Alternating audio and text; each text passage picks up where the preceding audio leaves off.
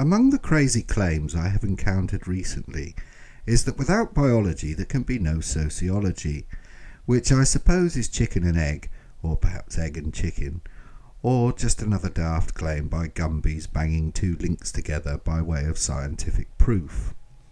Which leads me to, a few years ago, the Vogue book was Affluenza by psychologist Oliver James. I was advised by various friends, who were no doubt influenced by native ads by Mr. James's friends at the BBC, that I should read this book, because it had important things to say about economic, society, the number 42, and where I should go on my holidays.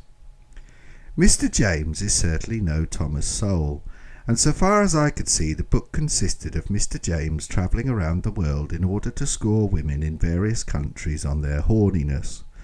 What appeared to get Mr. James really excited were women in societies with high levels of equality, though he did have a thing about Russian women, if memory serves. My reason for mentioning this is one of the countries whose female folk inflamed Mr. James's objective analysis was Denmark, and Denmark is near Sweden, and I have been reading an article about gender-neutral teaching in Sweden with the catchy title The Problem with Snow White and What Sweden Can Teach Us About Gender. Link below. In case you are wondering, the problem with Snow White is that she is naive and lacking in personality because she is nice, trusting and dutiful, that she allows herself to be bossed about by the dwarves, i.e. she offers to pitch in and do her bit for the microeconomy of mythical diamond mining, that her stepmother is obsessed with beauty. I would suggest that she's obsessed with growing old, with nothing to look forward to but bitching about the difficulties of dating for women in their 50s, and Prince Charming is shallow because he falls in love with Snow White simply for her looks, when in the story he is tempted to seek her out because the animals and birds have put it about that she is kind, loving and charming. But hey, the same people that see these things in fairy tales cut their teeth banning Baa Black Sheep as racist before moving on to advocate on behalf of that great feminist writer Jane Austen, of whom I find myself in agreement with Mark Twain. It seems a great pity they allowed her to die a natural death. What caught my attention in the article was, schools also aim to use gender-neutral language to avoid gendering wherever it is not necessary.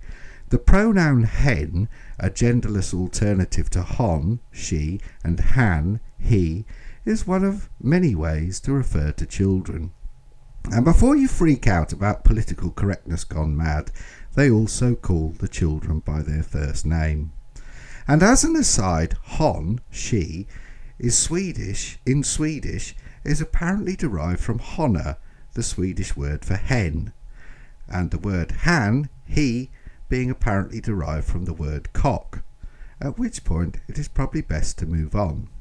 Anywho, back in the 1970s, when this form of language policing began with a vengeance, hen was on the list of banned words because it related to chick and thus supposedly only applied to women. It was therefore sexist.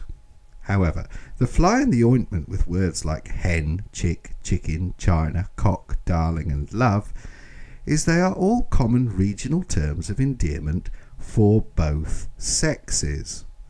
Thus, it might make sense to ban the word love in London on the grounds that the little Julia of the Anti-Sex League is not your love, but you're on a hiding to nothing trying to stop burly Yorkshiremen calling each other love, or Cornishmen saying, "Are you all right, my lover?" when greeting the postman. The same applies to the use of hen, chick, chicken in the Midlands, or beauty, not to be confused with booty, in Norfolk. All are common and apply to both sexes. It is true the linguistic application is slightly different, but it is odd to see the wheel turning with the once condemned as sexist hen appearing on the list of preferred gender pronouns, no doubt because it is foreign, since foreign usually gets a pass in such matters to avoid the accusation of racism. And indeed, the past few months have been rather a Back to the Future experience, with the major threat to the planet once more being the impending ice age, robots taking jobs and or giving people more leisure time, and everything being the fault of the Russians.